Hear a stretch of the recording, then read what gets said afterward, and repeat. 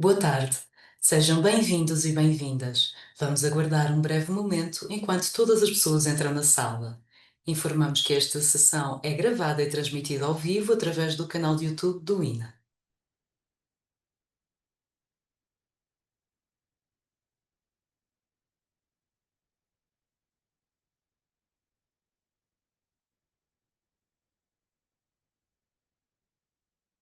Boa tarde a todos e a todas. Damos início ao webinar Princípios Gerais do CPA, o princípio da boa administração.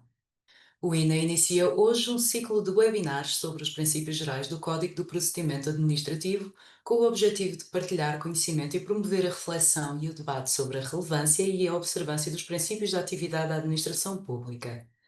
Em sequência do ciclo organizado pelo INA sobre os princípios fundamentais da administração pública, previstos no artigo 266 da Constituição da República Portuguesa, realizado entre outubro de 2021 e março de 2022, e que deu origem a uma publicação da INA Editora, cujo link podem encontrar no nosso chat.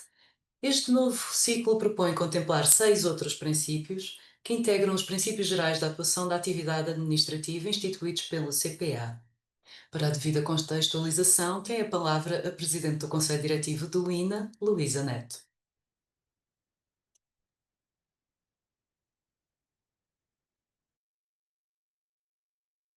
Muito boa tarde a todos e a todas.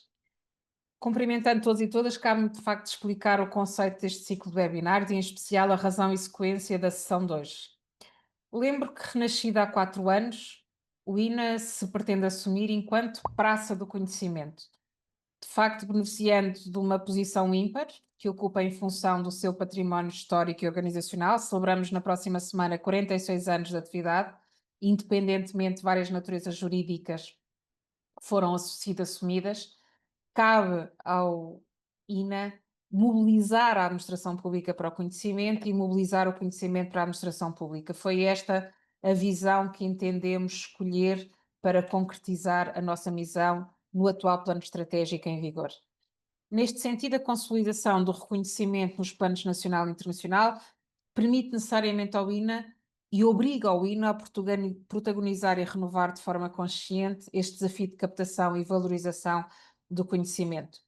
Vem recentrar-nos na missão primordial de formação para que se possa cumprir cada vez mais e melhor o papel em prol de um serviço público que cumpra as suas funções constitucionais de esteio do Estado de Direito.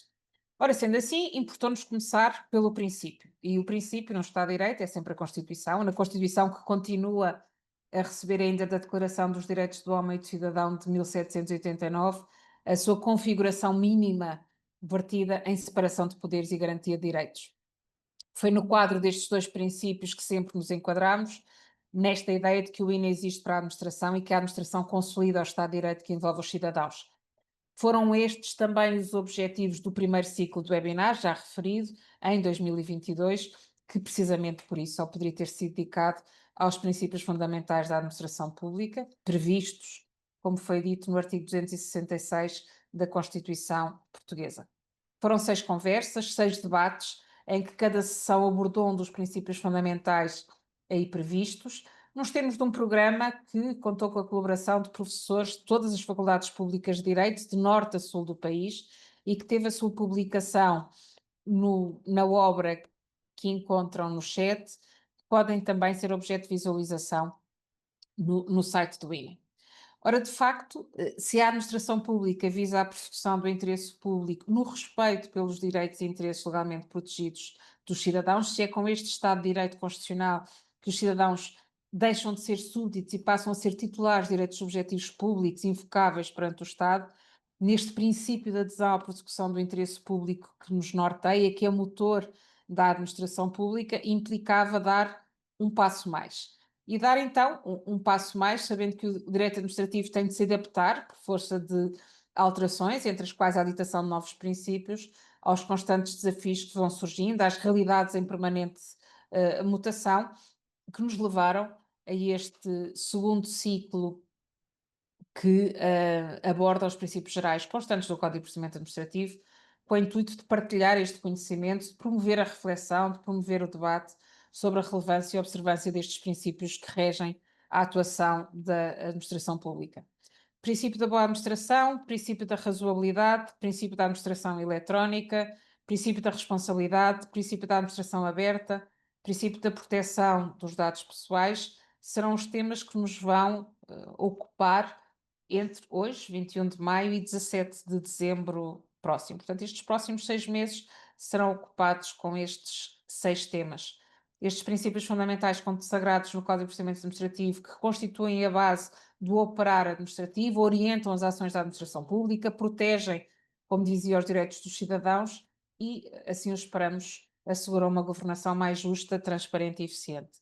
Agradeço em especial muito hoje à Carla Amado Gomes, à professora doutora Carla Amado Gomes, que no labirinto de deslocações geográficas várias teve a disponibilidade para estar connosco, assim como agradeço a presença da Raquel Martins, que nos tem habituado a ser contraponto atento e cuidado em relação a estas matérias. Assim como agradeço naturalmente, antecipadamente, a todos aqueles que farão parte deste programa que desejamos partilhar convosco. Regresso àquilo que aqui nos trouxe. O Estado de Direito funda a administração, que o INA quer capacitar. A administração serve os cidadãos. Pode parecer uma fórmula demasiado simplista, mas é essa a exigência que temos a que necessariamente dar corpo. Tal como no primeiro ciclo, prometemos uma nova publicação. Tal como no primeiro ciclo, fica aqui a vontade de que esta seja uma oportunidade de reflexão proveitosa para todos. Muito obrigada. Manuela, a palavra está de novo consigo. Muito obrigada. Como mencionado anteriormente, o evento online que apresentamos hoje é o primeiro de 6 webinars dedicados aos princípios fundamentais da administração pública. Abordaremos hoje o princípio da boa administração. Este princípio, consagrado no artigo 5º do Código de Procedimento Administrativo, determina que a administração deve pautar-se por critérios de eficiência, economicidade e celeridade, sendo organizada de modo a aproximar os serviços das populações e de forma não burocratizada. À semelhança das anteriores conferências organizadas pelo INA, esta sessão terá interpretação para língua gestual portuguesa, assegurada por Paula Sofia Fernandes e Liliana Duarte, da Associação de Tradutores e Intérpretes de Língua Gestual Portuguesa, a quem agradecemos desde já. Este webinar contará com a participação de Carla Amado Gomes, professora de Direito Administrativo e de Direito do Ambiente na Faculdade de Direito da Universidade de Lisboa e na Católica Porto, como oradora, e Raquel Martins, jornalista do Público. Informamos que a sessão será gravada e transmitida em direto através do canal de YouTube do INA. As questões que os participantes queiram colocar devem ser feitas através da ferramenta de perguntas e respostas, disponível na zona inferior do ecrã e indicada por QIA, do inglês Questions and Answers. Tem a palavra Raquel Martins. Muito obrigada e boa sessão. Muito boa tarde a todos. Antes de mais, agradeço o convite, que aceitei com muito prazer. É um gosto de estar aqui. E sem mais demoras, dado que a introdução está feita, eu passava então a palavra à doutora Carla Amado Gomes para dar início à sua exposição e depois iremos colocar as questões que forem surgindo. Muito obrigada.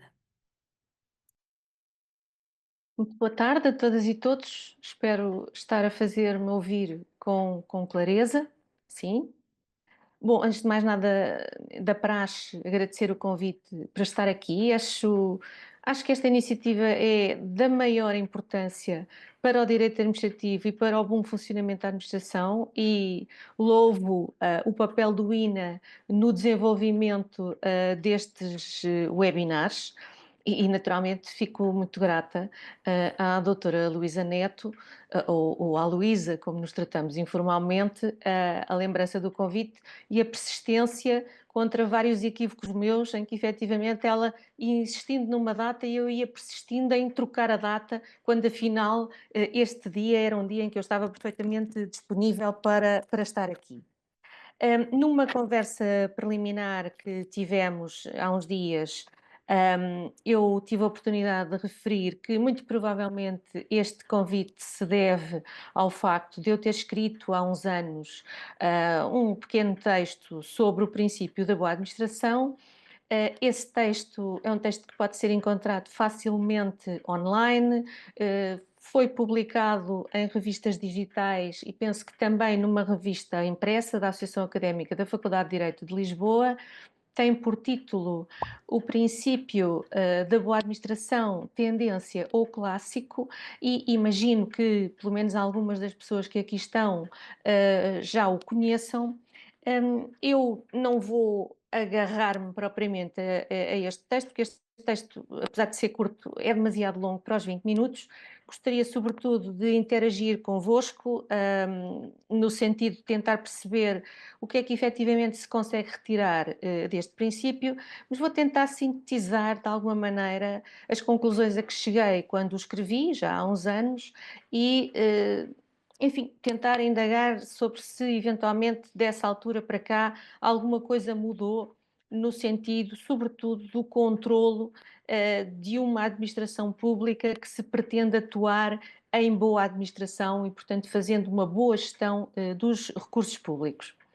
Antes de aí chegar, no entanto, cumpre perceber onde é que este princípio começou. É este princípio que chega ao nosso CPA, pelo menos com esta epígrafe, porque na verdade o conteúdo do artigo 5º do CPA era no anterior Código do Procedimento Administrativo, já perfeitamente assumido, mas com uma epígrafe diferente. E, portanto, mudou o rótulo, digamos assim, mas ficaram as expressões fundamentais de eficiência, economicidade, desburocratização, aproximação dos serviços às populações. Estas duas últimas, de resto, já vêm da própria Constituição Portuguesa, nomeadamente do artigo 267 da Constituição.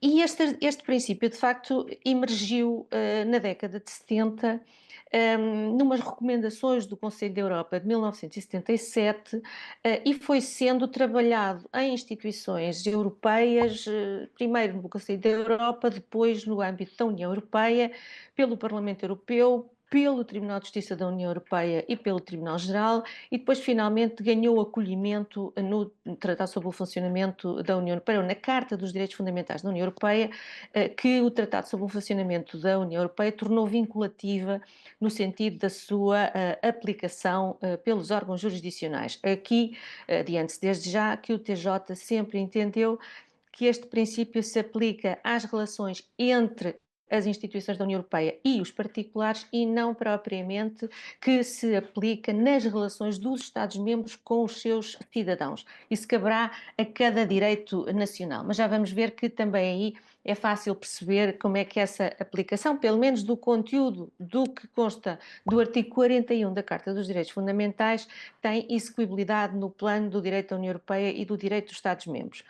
Ora bem, em 1977, esta recomendação do Conselho da Europa fundamentalmente apontava para uma tradução do princípio da boa administração no plano do procedimento administrativo, desdobrava-se em direito à audiência, direito de acesso à informação, direito de assistência e representação no procedimento, direito à fundamentação da decisão e direito à informação sobre meios de contestação da decisão. Estes princípios estavam ligados a uma Good and Efficient Administration nos Estados-membros do Conselho da Europa e foi com esta terminologia que esta recomendação acabou por perpassar para um regulamento interno da Comissão Europeia que vai ter como anexo um código da boa conduta administrativa para o pessoal da Comissão Europeia nas suas relações com o público. E depois ainda há uma tomada de posição do Parlamento Europeu na sequência da proclamação da Carta dos Direitos Fundamentais em 2000. Essa recomendação foi feita pelo Provedor de Justiça da União Europeia no sentido da aprovação de um Code of Good Administrative Behavior no seio das instituições da União Europeia. Estava eu a falar de que esta tradução em vários atos da União Europeia, atos internos da União Europeia, foi sendo acompanhada também em espelho por outras tomadas de posição de órgãos do Conselho da Europa e, efetivamente, ela acaba por se tornar conhecida e aplicada pelo Tribunal de Justiça União Europeia, esta síntese, no fundo, de princípios que conduzem a uma boa administração, a fundamentação, o direito à audiência, o direito à informação dos particulares no procedimento, na década de 90. Há um acórdão do Tribunal de Justiça da União Europeia de 1991, no caso C-269/90, em que o Tribunal de Justiça vem efetivamente realçar que as instituições competentes devem analisar com cuidado e imparcialidade todos os elementos relevantes do caso em apreço no procedimento, o direito do interessado a dar a conhecer o seu ponto de vista, bem como o direito a uma fundamentação suficiente da decisão. E mais tarde, passados poucos anos, o Tribunal Geral acabou por crismar este conjunto de princípios como princípio da solicitude, num acórdão de 1995. É todo este cadinho, digamos assim, o trabalho do Conselho da Europa, o trabalho do Parlamento Europeu na construção de uma pauta de sindicância das atuações das instituições da União Europeia pelo Provedor de Justiça. A jurisprudência do Tribunal de Justiça é todo este cadinho, dizia eu, que acaba por vir desaguar no artigo 41 da Carta dos Direitos Fundamentais da União Europeia. E esta Carta dos Direitos Fundamentais da União Europeia, que hoje, como já disse e todos sabem, é vinculativa para os cidadãos, acaba por consagrar uma espécie de fórmula chapeau, um chapéu de chuva, digamos assim, um feixe de direitos que se congregam e interagem neste conceito de boa administração.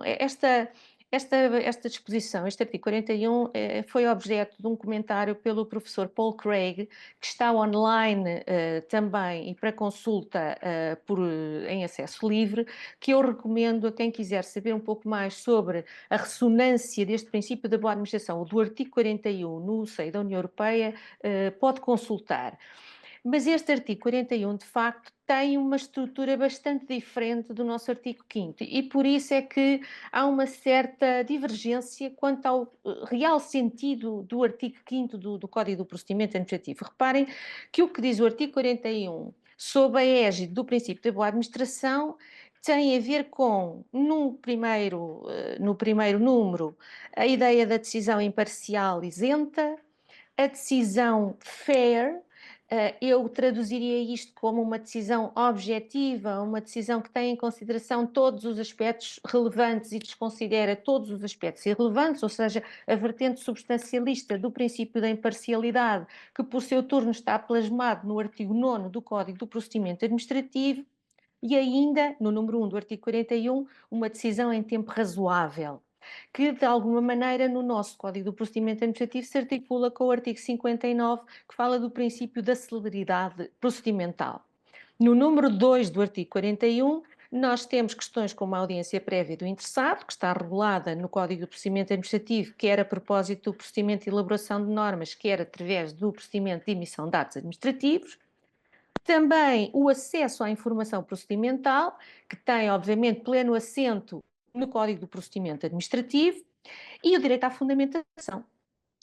Direito este, aliás, que, como sabem, é um direito com uma raiz fundamental, e, portanto, há um direito de cariz fundamental, há um direito fundamental natureza análoga à fundamentação das decisões por parte da administração. E ainda, o número 3 do artigo 41 da Carta dos Direitos da União Europeia consagra um direito do particular a ser indemnizado por decisões ilegais tomadas pelos funcionários da administração. Tudo isto se retira do artigo 41 naquilo que eu leio como fundamentalmente uma obrigação de meios. Há aqui injunções quanto à metodologia, não há propriamente aqui nenhuma referência de obrigação de resultados. Ora, em contrapartida, quando eu passo para ler o artigo 5º do Código do Procedimento Administrativo, eu vejo aqui tendencialmente obrigações de resultados, porque quando se aponta para uma gestão administrativa por critérios de eficiência, economicidade, celeridade, enfim, já não tanto a questão da organização dos serviços às populações e a desburocratização, já tem, esta parte aqui já tem mais a ver com a estrutura da administração e não tanto com o agir administrativo, mas pelo menos no número 1, nós estamos a pensar sobretudo em obrigações de meios, em obrigação de produzir boas decisões, decisões mais do que justas, decisões que persigam e que concretizem da melhor forma o interesse público e, portanto, já há aqui uma outra faceta desta ideia de boa administração que, diria eu, e neste sentido penso que os autores que já escreveram sobre o assunto estão mais ou menos em uníssono, nada tem a ver com o que decorre do artigo 41 da Carta dos Direitos Fundamentais da União Europeia. Na União Europeia nós temos uma referência a um conjunto de métodos que conduzem à formação de uma decisão justa, materialmente adequada. Do artigo 5º parecem decorrer obrigações de boa gestão, digamos assim. Bom, este novo paradigma, enfim, não sei se é exatamente um novo paradigma ou se deve ser entendido como tal, que resulta fundamentalmente da conjugação entre a epígrafe e o conteúdo do número 1 do artigo 5º do CPA, é de facto uma novidade, se entendido como, enfim, uma injunção de boa gestão, de gestão, da melhor gestão do interesse público e, obviamente, daí decorrendo uma possibilidade de controle das escolhas feitas pela administração no sentido de perceber se está ou não a haver boa gestão da coisa pública. Esta ideia de boa administração, dizia eu já tenho idade para poder dizer estas coisas, no meu tempo, quando eu estudei Direito Administrativo, com o professor Freitas do Amaral, tive esse privilégio, quando falava em boa administração, remetia-se imediatamente para uma franja da atividade administrativa que não é passível de controle jurisdicional, era tipicamente o plano de atuação do Provedor de Justiça, que no nosso ordenamento jurídico tem desde logo assento constitucional no artigo 23 da Constituição, portanto, era ao Provedor de Justiça e só ao Provedor de Justiça que caberia controlar a boa ou má gestão pública, no sentido de poder emitir recomendações, emitir sugestões, dar opiniões sobre se essa gestão era ou não era boa numa determinada perspectiva, mas daí não decorria qualquer análise sobre enfim, a compatibilidade legal, a juridicidade propriamente dita dos atos ou atividades em apreço.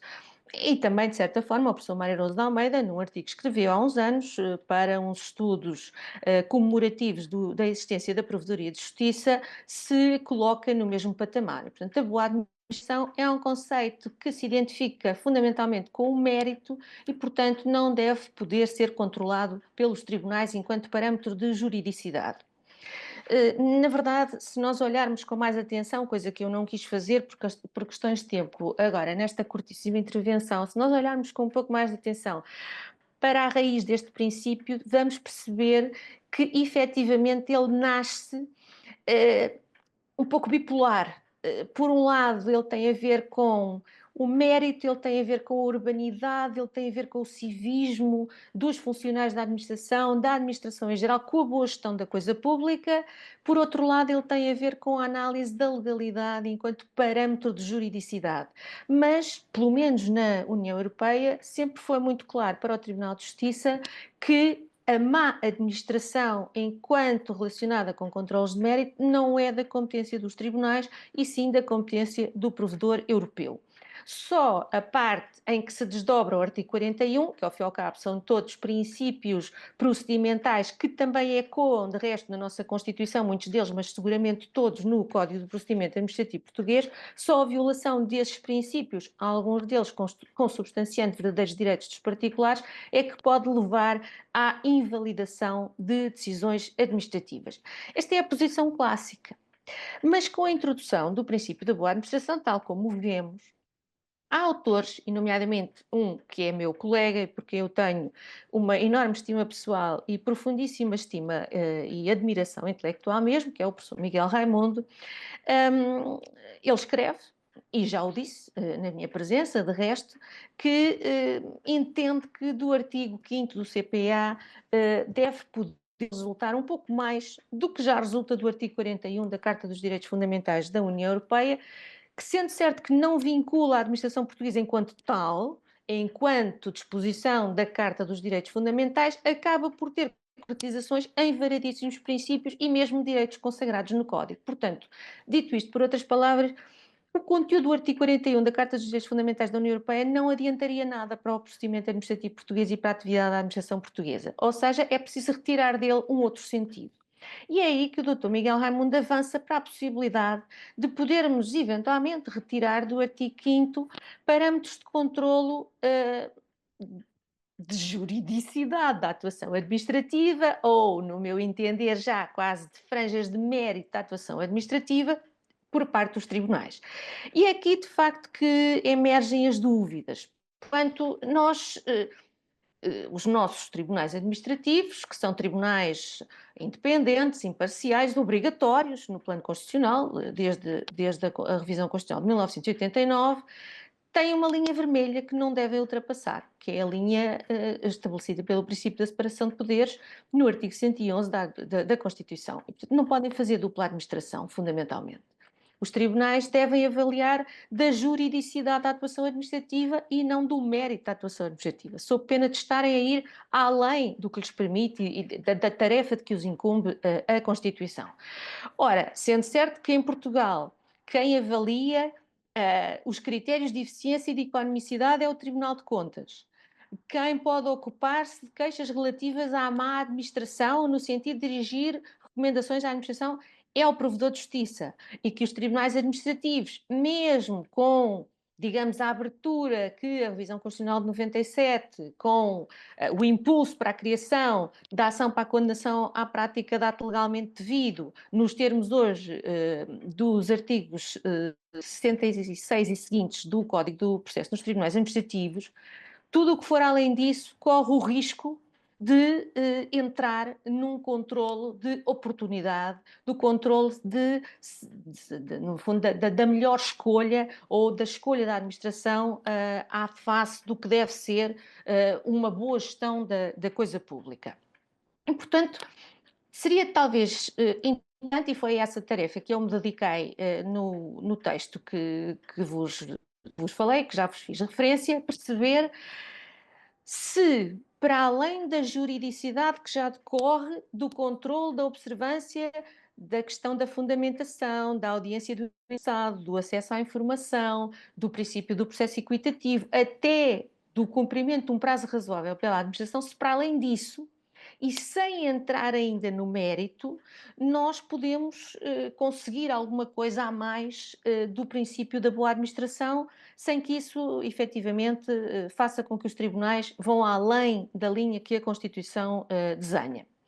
E esse meu exercício acabou por concluir que, eventualmente, no princípio da boa administração, podem surgir situações como o controle da eficiência administrativa no sentido de promover decisões céleres, promover decisões, não diria exatamente nos prazos estabelecidos no artigo 128 do CPA, mas pelo menos decisões que sejam razoáveis, compaginando a complexidade do caso em análise e os meios que a administração tem para decidir sobre esse caso em análise. E, portanto, no fundo, caber no princípio da boa administração um princípio de decisão em prazo razoável. Isso coincide de alguma maneira com alguma coisa do que está no artigo 41 e pode desenvolver-se a partir do artigo 59 do CPA, cruzado com uma vertente processual da decisão em prazo razoável que vem da jurisprudência do TED e para que aponta também o artigo 20, número 4 da Constituição da República em sede puramente jurisdicional.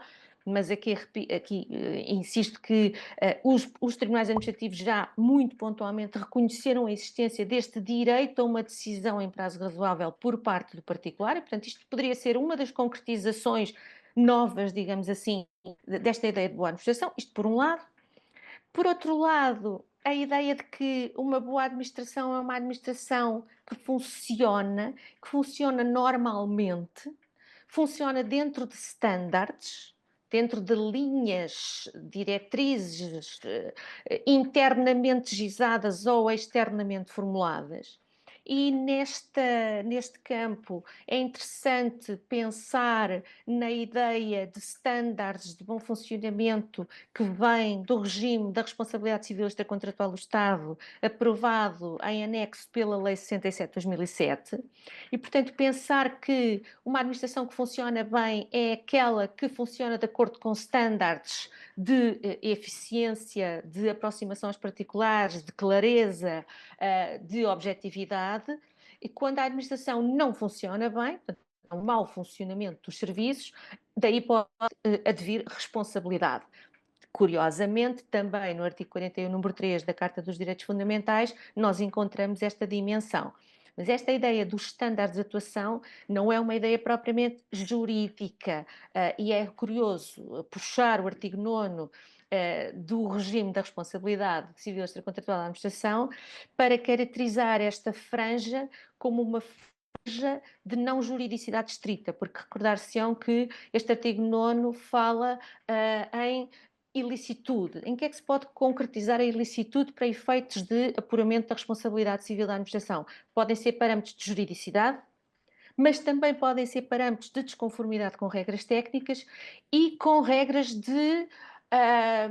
regras empíricas, digamos assim, regras que o serviço já testou e que correspondem, por exemplo, no plano médico, às chamadas leges artis. Bom, portanto, nós podemos ter aqui uma outra vertente de concretização da boa administração, para além da juridicidade, e a partir do momento em que o regime da responsabilidade dá aos tribunais a possibilidade de controlar estes estándares de funcionamento para efeito de apuramento da ilicitude da atuação administrativa, então nós podemos também entender que nessa medida a boa administração ou a má administração, o mau funcionamento é sindicável. Como última dica, eu daria aqui aquela que advém de uma disposição exemplar, digamos assim, como o artigo 32 do Decreto-Lei 50/2012, que tem a ver com a atividade empresarial local. Este 32 é um artigo que vem dos tempos da Troika e que fundamentalmente impõe determinadas exigências para a criação de empresas municipais. E essas exigências são fundamentalmente exigências que têm a ver com a demonstração da necessidade da criação da empresa e da sustentabilidade do exercício e da atuação dessa mesma empresa. Nós aqui também estamos em presença de elementos que não são propriamente elementos jurídicos, mas são elementos juridificados através da imposição, nomeadamente do artigo 32, número 1 deste decreto-lei. E reparem que o que se diz é que se estes elementos não forem exibidos e não for demonstrada a sua assimilação pela decisão de criação da empresa, essa decisão pode ser considerada nula. O artigo termina com a nulidade uma decisão sobre uma criação de uma empresa deste género que não atenda a estes parâmetros de tecnicidade e, no fundo, de boa administração para além da juridicidade. Ora bem, isto tudo para vos dizer que este princípio é um princípio que levanta efetivamente muitas dúvidas. O Dr. Miguel Raimundo admite que ele possa servir como parâmetro autónomo de controlo da boa ou má gestão. Eu diria que estes controlos de que eu vos falei ou estão identificados pela lei através de parâmetros específicos e, portanto, que a lei assimila como critérios e, portanto, juridifica-os nessa perspectiva, ou então, em situações limite, eu diria que os tribunais sempre tiveram e continuam a ter, enfim, por maioria de razão, diria, por força do princípio da boa administração, os tribunais devem ter a possibilidade de controlar a juridicidade no sentido da invalidade de decisões manifestamente desproporcionadas no sentido de decisões desnecessárias. Eu dou no texto dois exemplos que me parecem relativamente cristalinos. A abertura de uma piscina municipal por município em que há escassez de água há várias décadas, a criação de uma creche num município em que não há crianças e a percentagem de idosos em contrapartida é altíssima. Digamos que entra pelos olhos dentro que qualquer uma destas decisões deveria poder ser contraditada porque é claramente desnecessária e será um dispêndio de dinheiros públicos. E nessa perspectiva admito que o princípio da proporcionalidade possa ter aqui um papel importante no sentido do controle não só da adequação, como sobretudo da necessidade da decisão. Mas esse é o limite. Para mim, esse é o limite. Transformar o controle pelos tribunais administrativos num controle puro de eficiência ou de economicidade, no sentido da boa má gestão por parte das instituições públicas, parece-me um risco de entregar a tarefa de dupla administração a instituições que não têm qualquer tipo de legitimidade democrática, como são os tribunais. E mais a mais, eu também tive a oportunidade de referir isso na conversa que tivemos há uns dias, não me parece que os tribunais portugueses estejam preparados para enverdar por essa via, na medida que o ativismo jurisdicional, porque é ao fim e ao cabo disso que se tratará, o ativismo jurisdicional não é apanágio dos tribunais portugueses e, de resto, também, enfim, retirando algumas decisões aqui e ali, até agora no contexto da emergência climática, já houve algumas surpreendentes, seguramente, não é apanágio dos tribunais europeus. Isso é muito mais uma via seguida pela jurisprudência sul-americana, nomeadamente no Brasil, algumas decisões nos Estados Unidos, dependendo das administrações, mas não é de facto uma tendência da jurisprudência europeia. E com isto terminaria esta série de provocações. Fui um pouco além dos 20 minutos. Peço desculpa desde já à Raquel e também a quem nos ouve, porque o interesse aqui está na conversa, mas para já ficaria por aqui e aguardaria comentários, perguntas, o que quiserem. E muito obrigada por esta oportunidade de estar aqui a conversar convosco. Muito obrigada, doutora Carla Amado Gomes. Eu, enquanto espero que receber as questões da nossa audiência, eu tinha aqui algumas questões, curiosidades que gostava de lhe colocar. Não defendendo que sejam os tribunais administrativos, de certa forma, a controlar este princípio, a quem cabe controlá-lo, por um lado, e por outro lado, se este princípio pode ser invocado diretamente pelos cidadãos ou se tem um valor meramente programático. Esta segunda questão penso que tem alguma relevância porque muitas vezes o cidadão, lendo de forma livre estes princípios, pode achar pode querer, de certa forma, sindicá-los ou sujeitá-los a um controlo, até na defesa de interesses, dos seus próprios interesses enquanto clientes de uma administração. E deixava-lhe estas duas questões. Uhum. Eu passo ir respondendo efetivamente. Vou só repetir o Decreto-Lei 50/2012. Houve aqui alguém que foi a doutora Lina Carvalho que não apanhou essa referência. Decreto-Lei 50/2012, que tem a ver com a criação de empresas municipais, e artigo 32, certo, aqui apanhou bem. O que a Raquel me pergunta, de certa maneira, enfim, esmiuçando aquilo que eu disse, em primeiro lugar, se esta ideia é sindicável ou não e depois perante quem?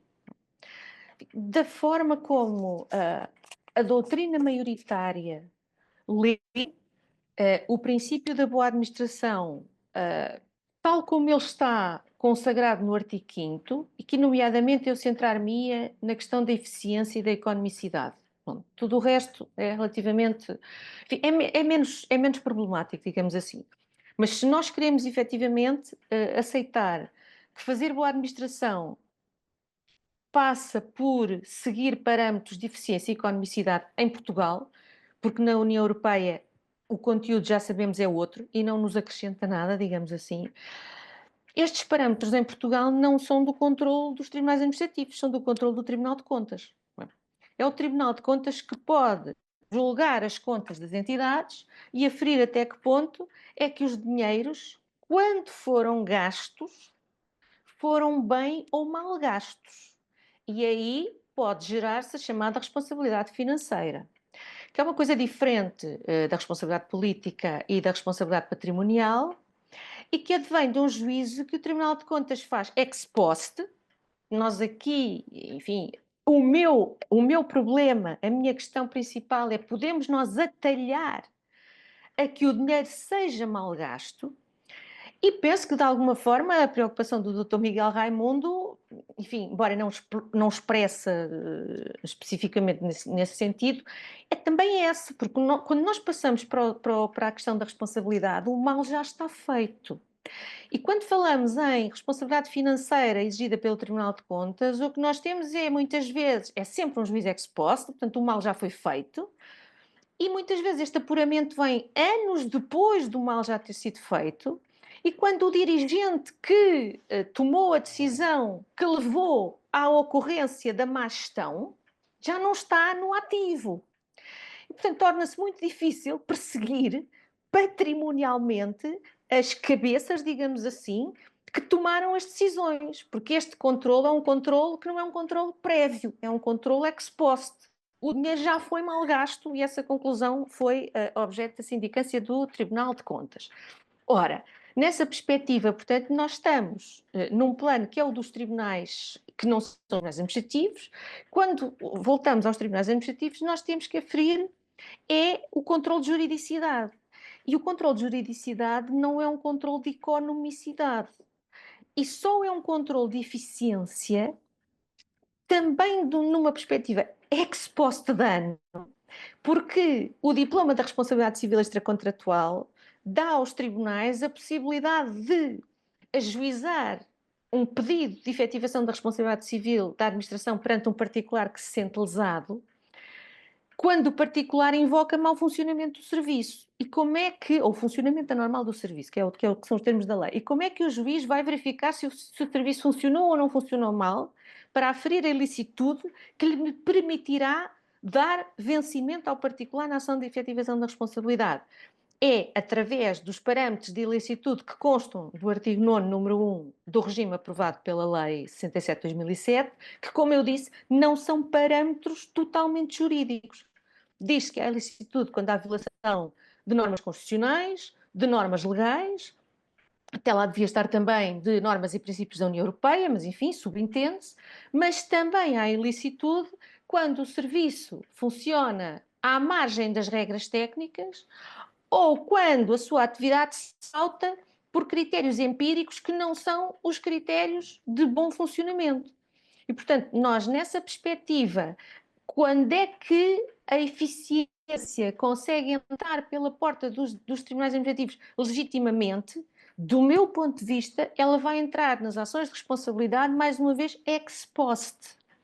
Qual é a minha ideia? A ideia é fazer com que os tribunais administrativos, dentro da Constituição, dentro das linhas desenhadas pela Constituição, possam controlar a juridicidade ex ante de determinadas decisões que são manifestamente contrárias à boa gestão de recursos escassos. E aqueles dois exemplos que eu dei, é certo, são exemplos extremos, e depois, evidentemente, que o diabo está nos detalhes, não é? Nós podemos começar a multiplicar situações, mas então e se? Mas então e se mais? E aí o raciocínio vai se tornando um pouco mais complexo. Mas eu dou estas duas porque me parecem especialmente elucidativas, não é? E também faço notar que estas decisões, estes exemplos que eu dou, são exemplos da vida autárquica. Não é? São dois exemplos de estruturas municipais a decidir a construção da piscina, a construção da creche, em situações em que manifestamente essas necessidades não existem. Mas nós podemos também partir para o controle de decisões ao mais alto nível, nomeadamente grandes decisões do governo de construção de aeroportos, de hospitais, de vias férreas, porque essa decisão, podendo efetivamente ser tomada em Conselho de Ministros e depois ser afeta a uma verba para o desenvolvimento de um concurso, muitas vezes um concurso internacional, tem sempre na sua base um aviso do concurso. Tem de sempre haver um concurso. E havendo um concurso, nós podemos sempre sindicar a legalidade do aviso do concurso. E, nomeadamente, por que não dizer, está a ser aqui congeminado, está a ser congeminada uma empreitada de obras públicas para a construção de um equipamento tal que é manifestamente desnecessário, tendo em consideração estes elementos. Ora, O que está, E de eu, certa forma, sim, deixe-me só interrompê-la digo, só digo, para digo, precisar. De digo. certa forma, o que está a dizer é que a sindicância pressupõe, na sua perspectiva, que haja algo mais do que apenas o princípio, como estava aqui a dar o exemplo do concurso público. A partir do momento em que temos esse elemento, a sindicância será mais simples de ser pedida. A questão é que ou nós estamos numa perspectiva, a fazer a apresentar ao tribunal uma perspectiva ex post de dano. Já passaram os anos, já se percebeu que todo aquele dinheiro foi mal gasto, e, portanto, vamos exigir uma responsabilidade. E reparem que isso depois é uma faca de dois gumes, porque se for uma responsabilidade por lesão do interesse público geral, é difícil conceber o dano que está atrás da imputação da responsabilidade. Ou seja, o dano existirá, mas em última análise é um dano ao erário. Ora, isso pode nos fazer desembocar numa questão difícil, que é, se admite que um cidadão se indique e peça a responsabilização do ente público por ter tomado uma decisão que causou manifesto dano ao erário, portanto, gastou dinheiro mal gasto, o que é que o cidadão depois quer através da ação de responsabilidade? Quer uma indemnização. Já nem digo que era uma indemnização para ele, mas quer uma indemnização também a bem do interesse público, a bem da coisa pública, a bem da coletividade. Então, quer dizer, o Estado paga duas vezes. Paga por fazer mal e paga por ter feito mal. Portanto, isto leva-nos a um certo beco sem saída. E é aí que eu digo, então mais vale pensar num controle ex ante. Ex ante dano. E para controlar ex ante dano, os tribunais têm de lhe ser presente um qualquer ato, uma decisão. Tem de haver uma tomada de posição para a qual eles possam olhar de um ponto de vista jurídico para perceber se há ou não violação de determinados princípios. E o princípio, e nisso o Dr. Miguel Raimundo acaba por concordar comigo, e o princípio mais apto a promover esse controle de adequação e necessidade do gasto, digamos assim, é o princípio da proporcionalidade. Nós temos de conseguir reconduzir o controle da boa administração a vertentes do princípio da proporcionalidade. Se fazemos entrar a eficiência junto aos tribunais administrativos, estamos a introduzir disrupções no sistema. Quer do ponto de vista do que cabe ao Tribunal de Contas, quer do ponto de vista do que está vedado pelo princípio da separação de poderes. No fundo, era esta a conclusão que eu queria Ok, retirar. está ótimo, muito obrigada. Eu vou começar então por lhe colocar as questões que os nossos, que a audiência colocou através aqui daqui do Zoom.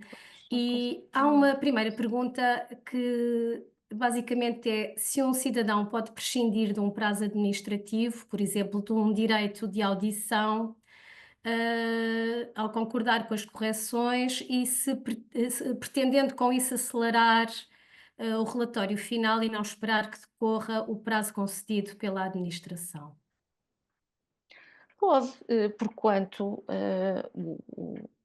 o direito de audiência é um ónus da administração, no sentido que é imposto por força do, enfim, no plano do ato, e depois há também o contraponto do regulamento, mas é imposto pelo artigo 121, quero desculpar, agora ainda tenho alguns códigos anteriores, algumas disposições anteriores na cabeça, e por vezes não acerto na norma da audiência prévia no atual Código do Procedimento Administrativo. Audiências interessadas, 121, certo? Até tinha dito bem, mas estava com receio de não ter dito certo.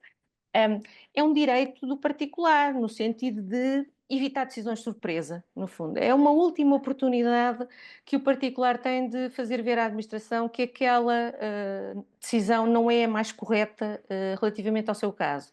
E isso acontece, sobretudo, quando a administração é instada a proferir uma decisão, não é?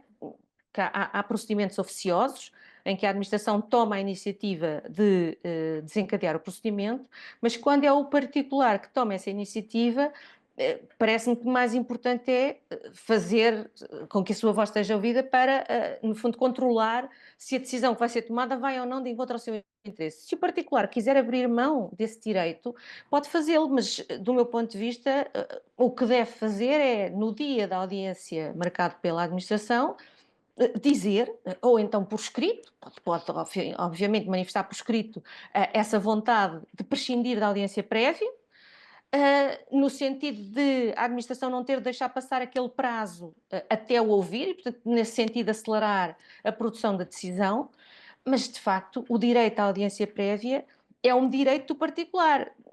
A dúvida pode ter a ver com o facto de dir-se-á, mas então, se a administração não realiza essa diligência, poderá depois o particular vir pedir a anulação da decisão porque essa diligência não foi adotada e ela é exigida nos termos do Código. Bom, isso aí é um venire contra factum próprio, não é? Portanto, isso seria uma atuação em abuso de direito e não me parece aceitável. Agora, prescindir desse direito, julgo que é perfeitamente lícito ao particular.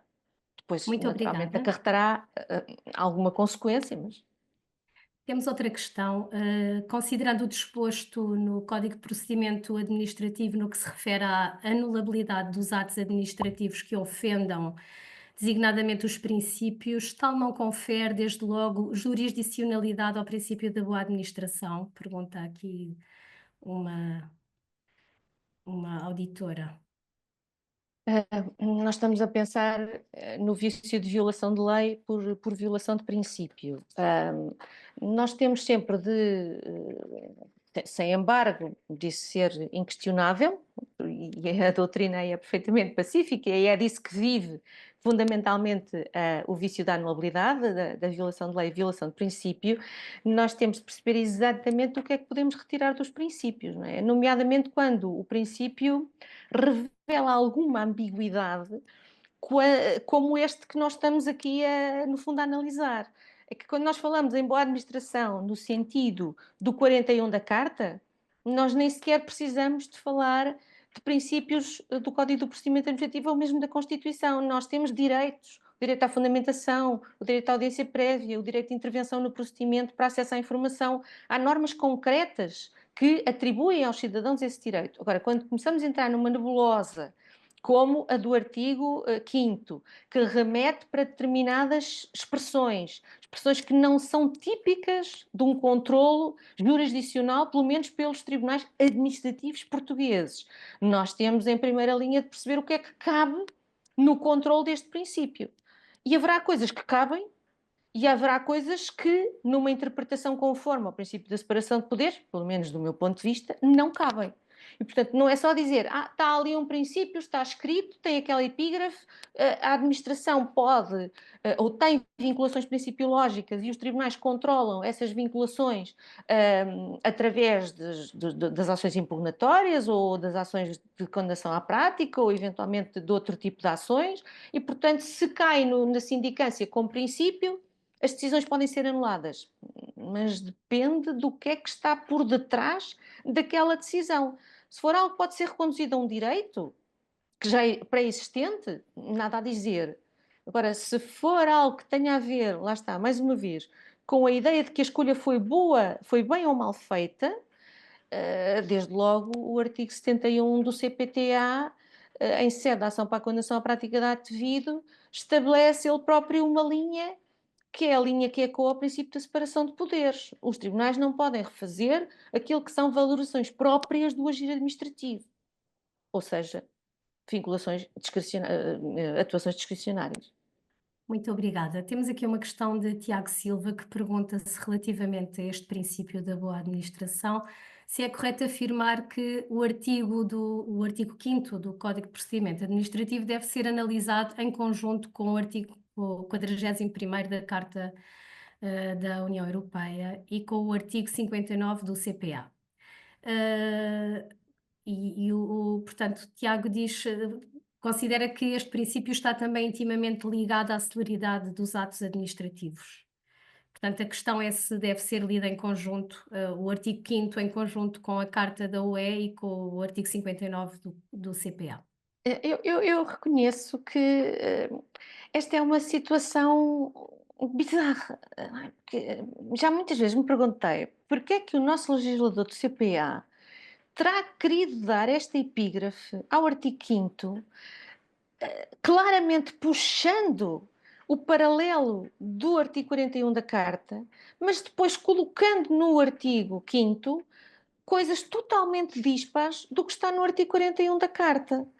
E é natural que isso a um qualquer leitor, e até um leitor jurista, cause perplexidade, porque a epígrafe aponta no sentido do artigo 41.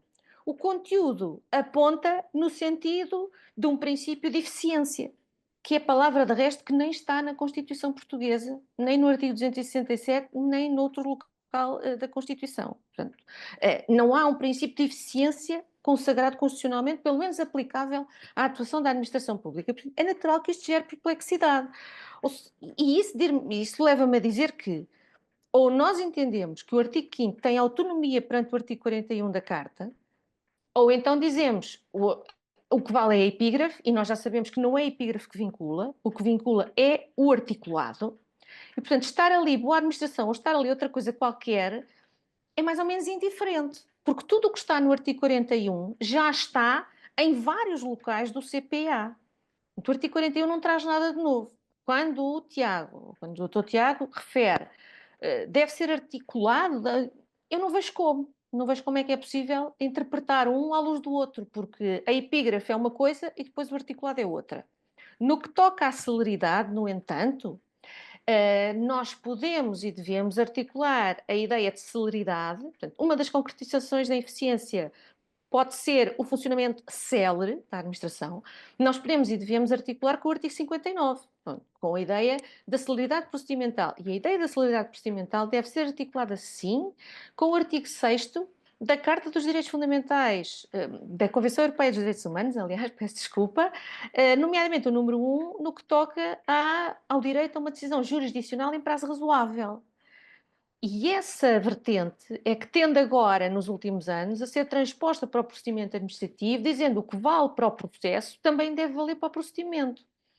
E o que eu escrevi, e já escrevi, aliás, noutro local que não aquele artigo que referi, porque está escrito numa decisão jurisdicional a que tive acesso, e que, aliás, está online no site da DGSI, é que já houve pelo menos 2 situações em que os tribunais portugueses aceitaram a ideia de um direito a um procedimento em prazo razoável. O Tribunal entendeu que esse direito existe. E até antes do artigo 59 do CPA que nós temos. Agora por maioria de razão. A questão é que, nesse caso, que ocorreu antes do artigo 59, há uma certa contradição com o que diz o Tribunal. Porque tratava-se de um concurso simples para provimento, penso que eram 2 lugares numa determinada instituição, mas eram 2 lugares e não havia muitos candidatos. E o que é facto é que esse procedimento demorou acho que foi 1 ano e meio, não digo vários anos, demorou mais de 1 ano a ser concluído, quando deveria ser concluído em poucos meses, não é? Por razões várias, algumas até anedóticas. E a propósito deste caso, o Tribunal disse, bom, sim, podemos aceitar que este direito exista, mas neste caso não foi violado. E esse é que foi o passo que o Tribunal devia ter dado e não deu, porque naquele caso parecia inequívoco que o direito tinha sido violado. Portanto, a articulação do artigo 5º com o artigo 41, vejo pouca utilidade nisso. A articulação do artigo 5º com o artigo 59 do CPA, vejo toda a congruência nessa interpretação. Já houve decisões jurisdicionais a aceitar que o direito existe, mas até hoje que me recorde, o que eu tenha conhecimento, não houve nenhuma decisão jurisdicional a dizer este particular tem direito a ser indemnizado, porquanto o procedimento que ele iniciou ou que a administração iniciou e no qual ele participou levou muito mais tempo do que seria esperável que acontecesse. Muito obrigada. Temos aqui o Dr. José Cerqueira que pergunta se um dirigente regional que não comunica aos serviços centrais as suas necessidades de viaturas, apesar de serem necessárias, e depois autoriza o pagamento de compensação de quilómetros, sendo que em distâncias longas, gera mais despesa. Pode-se dizer que viola este princípio da boa gestão da administração pública? Isso é certamente um caso prático. É, exatamente. Deve atormentar o doutor Luís Cerqueira? José Cerqueira. José Cerqueira. Repare, como é que eu hei de responder a isso sem me comprometer, sobretudo porque também não conheço exatamente os detalhes da questão. Há uns tempos, quando eu refleti até com o Dr. Ricardo Pedro a propósito do Instituto da Responsabilidade Civil Extracontratual, tinha a ver com as questões que podem excluir a responsabilidade, portanto, causas de exclusão da responsabilidade. Nós chegámos ali a uma conclusão, e eu depois já vou traduzir isto naquilo que me pergunta, no sentido que normalmente nós olhamos para o mau funcionamento dos serviços, ou o funcionamento anormal dos serviços, como uma causa de imputação. Portanto, o lesado invoca o mau funcionamento dos serviços e a decorrência ou a causalidade entre o dano que sofreu e o mau funcionamento do serviço. Mas nós aqui estamos a olhar da perspectiva do particular relativamente à administração. E aqui estaríamos, nesta outra situação, num domínio intra-administrativo. Portanto, trata-se de uma entidade que depende de financiamento ou depende de transferências de verbas de uma outra entidade e que, por força da ausência dessa transferência, acaba por ter de gastar mais dinheiro, enfim, dinheiro mal gasto, digamos assim, por uma causa que não lhe é diretamente imputável, mas que, ao fim e ao cabo, é rebatível numa situação anterior. Ou seja, o funcionamento do serviço aqui, o mau funcionamento do serviço, enfim, aqui utilizado num local paralelo, pode ser utilizado também pela própria administração para se escusar de responder e aqui para justificar uma atuação, na medida em que o funcionamento não normal não é devido à sua má gestão, mas à consequência de não lhe serem dados meios para se autogerir melhor, digamos assim. E, portanto, de certa maneira, isso pode ou não pode ser qualificado como má administração. Eu diria que gastar dinheiro a mais por parte de quem o gasta efetivamente, no fundo, afetar mal os recursos públicos, é objetivamente má administração. Agora, quando lhe vier a ser imputada, ou se lhe viesse a ser imputada a responsabilidade, nós aqui temos certamente um caso de, sim, eu estou a fazer isto, mas estou a fazer isto porque não me são dados meios para fazer melhor. E, portanto, em última análise, a responsabilidade não é minha, é de quem não nos passa.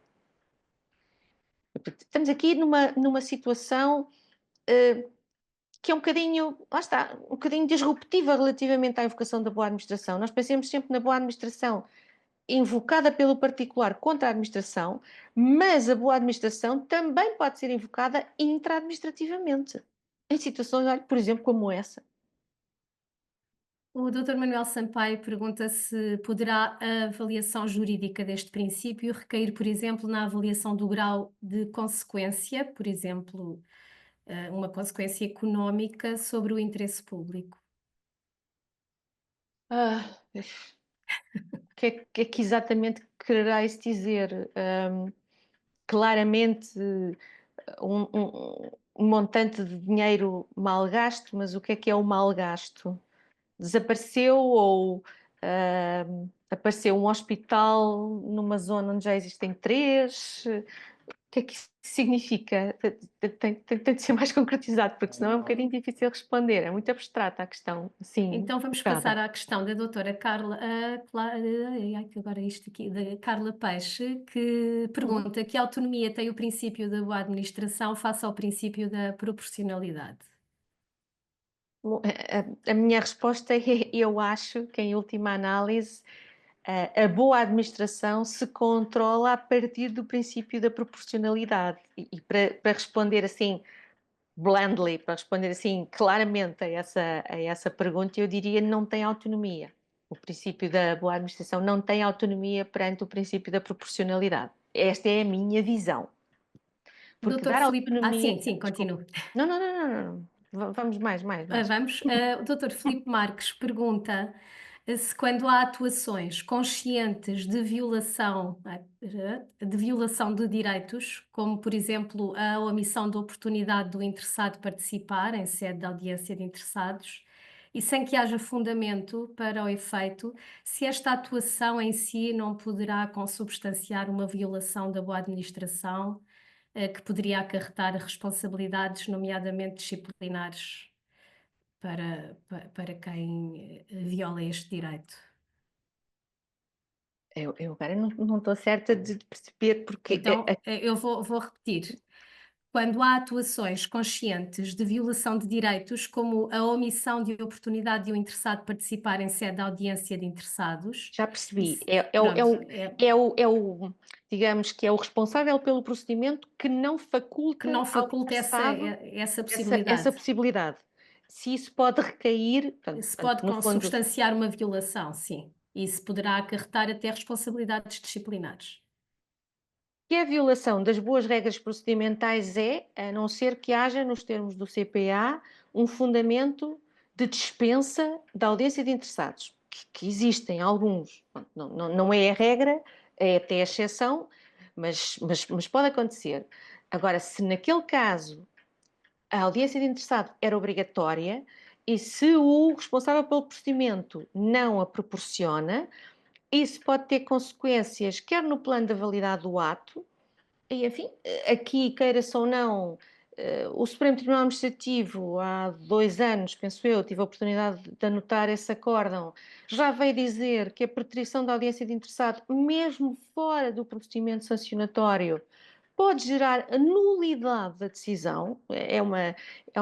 Enfim, é um acórdão drástico e que vai contra toda a jurisprudência assente do STA, mas está dito, quer dizer, o acórdão existe, isto foi afirmado, e não se tratava de uma preterição da audiência prévia num procedimento sancionatório, em que aí é mais ou menos consensual que de facto pode haver nulidade, mas além disso, portanto, além de podermos ter uma consequência drástica no plano da validade da decisão, se pode ou não haver responsabilidade do funcionário. Bom, aqui das duas uma. Ou melhor, nem é bem das duas uma. Vamos tentar ver isto por partes. O que diz o regime da responsabilidade civil extracontratual do Estado é que, quando há prática de atos jurídicos, presume-se e há dano, não há responsabilidade sem dano, mas se há um dano e se na base desse dano está um ato jurídico, e portanto, pelo que eu percebi, a decisão foi tomada, mas não foi ouvido o interessado por assumida omissão do responsável pelo procedimento, o que diz a lei da responsabilidade é que, havendo ato jurídico ilícito, e a ilicitude vem da preterição da audiência do interessado, pode haver imputação de responsabilidade por falta leve. Isto assenta na conjugação entre o artigo 7º, número 1, e o artigo 10º, número 2, do regime da responsabilidade civil extracontratual do Estado. E, portanto, havendo um ato jurídico ilícito por preterição da audiência de interessado, pode haver responsabilidade da administração, havendo dano. Essa responsabilidade por falta leve. A responsabilidade por falta leve é imputável à pessoa coletiva. E, portanto, não estamos aqui a pensar numa responsabilidade do gestor de procedimento, estamos a pensar na responsabilidade da própria instituição, da própria entidade da qual emanou o ato administrativo. Se nós quisermos, quando eu digo nós se o particular quiser responsabilizar especificamente um funcionário, no caso, quem o prejudicou no sentido de não o querer ouvir, vai ter de carregar para o processo factos que demonstrem a falta grave. E a falta grave é uma falta de zelo manifestamente exigível no desenvolvimento das suas funções, de acordo com o artigo 10º, número 1 do regime da responsabilidade civil extracontratual. E, portanto, das duas uma, ou se preteriu a audiência culposamente, houve ilicitude nessa medida e o particular teve um dano e quer imputá-lo à administração, imputa por falta leve e a falta leve presume-se. Se quer imputar por culpa manifesta do responsável pelo procedimento, então tem que carregar para o processo dados que permitam ao juiz avaliar a culpa do funcionário. E aí há a responsabilidade solidária nos termos do artigo 8º. Não sei se com isto terei respondido, não sei exatamente em que é que estaria a pensar a pessoa, se calhar não era bem isto, mas também se não for, pergunto de outra maneira. O Dr. Jorge Xerep pergunta se os órgãos de controle interno, em particular as inspeções gerais, também devem ter um papel a desempenhar e ativo aqui na promoção do princípio da boa administração. Mas olha, isto é uma boa pergunta. Conforme eu disse, eu acho que este princípio ter alguma valia, e a ter alguma valia via o princípio da proporcionalidade, portanto, adequação e necessidade das decisões, deve ser colocado num momento prévio à tomada de decisão e não ex post, quando o mal já está feito. Pronto. E nessa perspectiva, evidentemente que as inspeções podem ter um papel fundamental, porque quando a inspeção detecta falhas no funcionamento dos serviços e no comportamento de determinados funcionários, pode alertar para isso e, nessa perspectiva, pode conduzir à formação de melhores decisões. E, portanto, acho que, evidentemente, nessa perspectiva de contribuir para a boa administração ou para o bom funcionamento dos serviços, os órgãos inspectivos podem jogar um papel fundamental no robustecimento do que é uma boa administração. Aliás, deixe-me só deixar aqui uma nota. Quando estava de manhã a fazer uma atualização de certos dados para esta aula, eu tive a oportunidade de encontrar um relatório do Provedor de Justiça que está online. Eu até posso pôr no chat porque eu fiz uma cópia e acho que ela ainda está anfitrião e palestrante. Acho que é para aqui que eu... Exatamente, vamos ver se passa. Passou, está aqui. Parece pelo título que tem apenas a ver com o atendimento presencial, mas é um levantamento bastante extenso que a Provedoria fez no pós-Covid relativamente à atuação da administração no que toca a serviços prestados aos particulares em balcões de atendimento. E este relatório foi muito recentemente, enfim, já não foi tão recentemente assim, mas foi o ano passado, foi, no fundo, tomado como fundamento para a aprovação de uma resolução do Conselho de Ministros, que é a Resolução 86/2024, que pretende ser uma espécie de guia de boas práticas, portanto, assimilando as recomendações do provedor. Esta resolução pretende ser uma guia de boas práticas para os serviços públicos de atendimento aos cidadãos.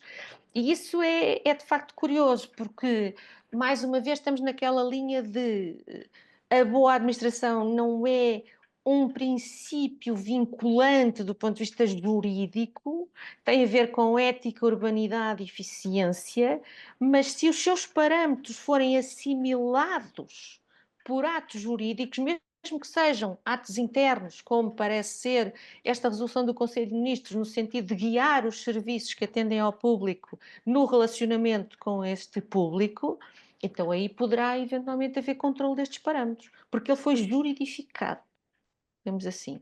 Muito obrigada. O Dr. Luís Freire pergunta se é possível invocar o artigo 41º da Carta dos Direitos Fundamentais junto da administração pública portuguesa quando não esteja em causa a aplicação do direito da União Europeia. O Tribunal de Justiça da União Europeia tem consistentemente afirmado que não, que o princípio não vincula as administrações internas e, portanto, poder pode, se é aquele o chamado de deitar o barro à parede, mas desconfio que com uma posição tão firme do Tribunal de Justiça neste sentido, isso surta algum efeito. No entanto, volto a dizer, o professor Paul Craig tem um excelente comentário ao artigo 41 e faz referência a algumas peças de jurisprudência, algumas isoladas, tem que, nomeadamente até o Tribunal Geral, faz afirmações que depois não são seguidas pelo Tribunal de Justiça no que toca a todas as decorrências do artigo 41, que eventualmente podem dar ideias. Mas a posição do TJ nessa perspectiva é muito firme. 41 não vincula as administrações nacionais. Muito obrigada, doutora a Carla Amado Gomes, deram-me agora a indicação de que teremos que ficar por aqui. Ficaram algumas perguntas por responder. Tentei selecionar as que me pareceram mais relevantes, Sim. barra perceptíveis. Eu passava então, agradeço mais uma vez o convite, agradeço à doutora Carla, eu própria aprendi muito, sendo completamente leiga neste domínio. E agradeço mais uma vez ao INA o convite e passo a palavra à doutora Manuela. Muito obrigada. Obrigada às centenas de pessoas que assistiram a este webinar. Foram mais de 800 participantes em sala e no YouTube. Agradecemos também às nossas distintas convidadas pela partilha e contributo para este debate. Vamos agora partilhar no ecrã um inquérito de avaliação do interesse desta conferência. O programa de formação do INA inclui cursos de curta e de longa duração destinados aos trabalhadores da administração pública. Conheça a nossa oferta formativa em ina.pt, onde poderá também encontrar um vasto catálogo de cursos, bem como programas em parceria e percursos formativos. Pode ainda consultar e acompanhar todas as novidades e iniciativas do INA nas redes sociais, Facebook, LinkedIn e Instagram, assistir aos nossos webinars no canal do YouTube do INA e ouvir o nosso podcast, o INAcast, nas plataformas habituais. Fique atento às nossas comunicações para se inscrever no próximo webinar do ciclo Princípios Gerais do CPA, que ocorrerá no dia 18 de junho e será dedicado ao princípio da razoabilidade.